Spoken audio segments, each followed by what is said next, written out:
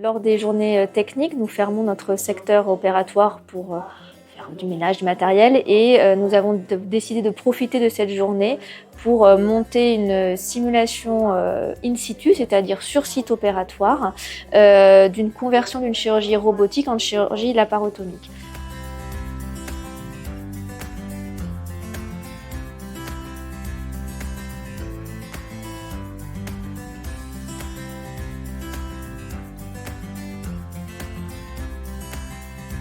Le risque quand on fait une chirurgie par voie robotique, c'est donc avec des caméras et des petites incisions, c'est qu'il y ait un événement péropératoire qui ne puisse pas être contrôlé par cette voie robotique et qu'on soit obligé donc de convertir, c'est-à-dire de faire une chirurgie ouverte. Dans ces cas-là, il faut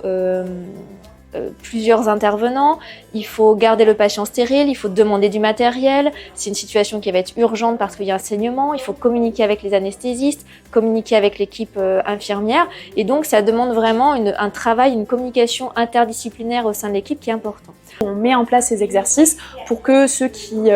viennent d'arriver dans les équipes, ceux qui sont un petit peu plus jeunes, qui ne sont pas encore complètement formés, puissent y être confrontés et puissent voir comment est-ce qu'on gère son propre stress, comment on gère les équipes, comment est-ce qu'on arrive à trouver sa place dans ces situations d'urgence parce que elles sont rares et on n'a pas envie que la première fois ça arrive sur le patient. Et donc l'idée c'était de se mettre dans cette situation-là, sur un mannequin et de voir comment dans cette situation d'urgence on se comportait, qu'est-ce qui allait pas, pour que si cette situation arrive sur un vrai patient, eh bien, on l'ait déjà vécu et on sache quoi faire et on ait pu anticiper les événements qui nous ont posé problème lors de cette situation de simulation pour qu'ils n'arrivent pas lorsqu'on opère un vrai patient. Chacun de notre côté, on a œuvré à mettre en place des procédures et des protocoles. Tous les quatre, on s'est formés en simulation en santé au centre CIMAR en 2024. Et du coup, on voulait tester la première fois in situ au bloc central, justement cet exercice en simulation. Et en fait, vraiment, Sandrine va vous dire, voilà, on a vraiment travaillé tous ensemble. On est parti d'une situation et on a collaboré chacun de notre côté.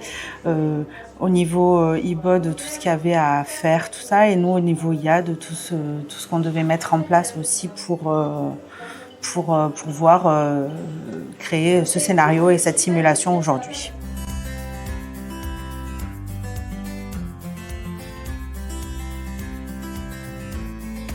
Alors, c'était la première fois que je faisais ce genre d'exercice en dehors de l'école d'IBOD où j'avais fait la formation en premier secours.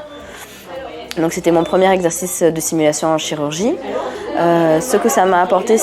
on s'est rendu compte qu'il y avait un manque de communication entre l'équipe anesthésie et chirurgicale,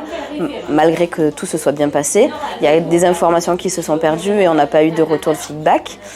Moi j'ai trouvé ça très intéressant d'un point de vue professionnel parce que je me suis rendu compte que